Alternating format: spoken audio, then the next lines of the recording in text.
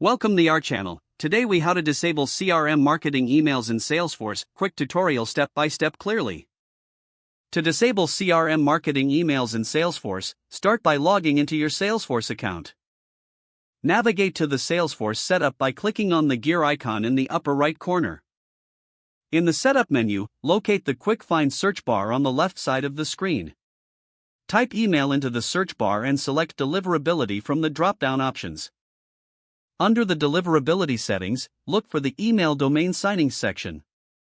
Ensure that your domain is set up correctly, as this can affect email deliverability.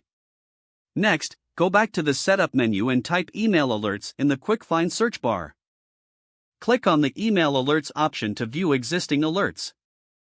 Find the email alert related to CRM marketing emails that you want to disable. Click on the name of that email alert to access its configuration details.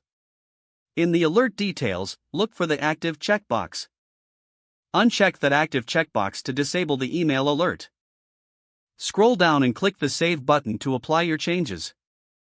Next, return to the main setup menu by clicking on the Setup logo. Type profiles into the quick find bar. Select the profile associated with users who are receiving marketing emails. In the profile settings, scroll down to the email settings section. Uncheck any options related to marketing emails that you want to disable. Click the Save button to confirm your changes. For a comprehensive approach, check user permission sets that may include access to marketing emails. Go to the Permission Sets section in the Setup menu. Review each relevant permission set and disable any email marketing permissions if necessary. Finally, verify that no workflow rules or process builder flows are triggering marketing emails.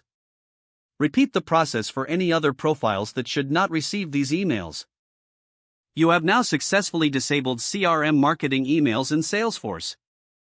If the page does not load, refresh the browser or try again in a private or incognito window. Make sure you are using the correct email address, then retype it carefully to avoid small typos.